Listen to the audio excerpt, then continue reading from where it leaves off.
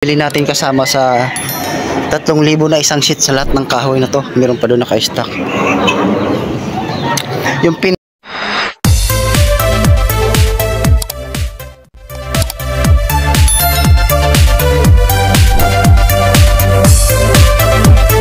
Yun, hello mga smoky. Ayan, nalagyan na rin natin ng pinto yung ating kubo. Ayan, didingdingan pa yan sa taas para maganda. Didingdingan yan papunta ron. Bintana, lagyan natin yung bintana. Grills lang yung lagay dyan. Yan, tapos ito salamin to. Salamin. Yung salamin.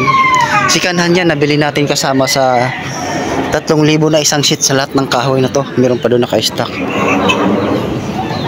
Yung pinto, dahil maliit siya, 60 plus lang, 64. Dinagdagan ko ng hamba, isang hamba. Ayan o, isang hamba yan. Dinagdagan ko. Yan, isang hamba, diyan, pinto yan. Dinagdagan ko ng isang hamba. Para malaki kasi kung 64 lang ang liit, minder eh. Isang hamba, naging 74 na rin siya. Pwede na rin.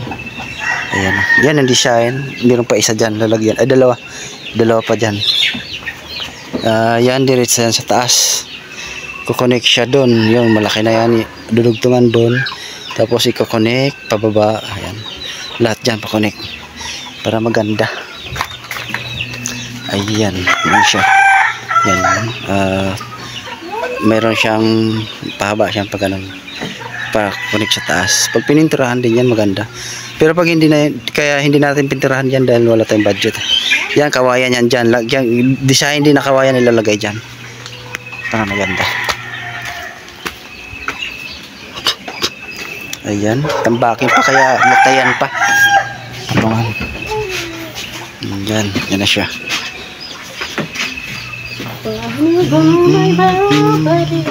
Didingdingan yung taas na yan, didingdingan. Ganda sa tingnan pag nakakonek yan doon. Sa taas, yan. Lalo kung i-varnish, yan siya. Yan yung ilog. Hindi na yan. Ilog na yan. Eh? Lalagtata. Lululog. Ay! Kinakabahan ako sa yung bata. Ano, overlocking.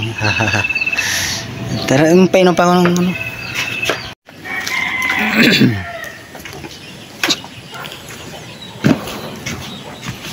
Yan. Kawayan gagamitin natin. Dito pang dingding dyan. Lagyan din yan ng design. Yung pag ganyan siya. Tapos dyan. Tapos doon. Ilalagay sa gitna ng design.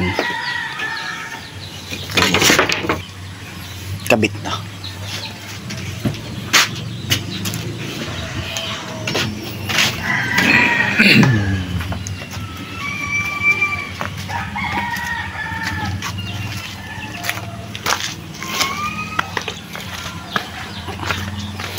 Kawayan ilalagay dyan.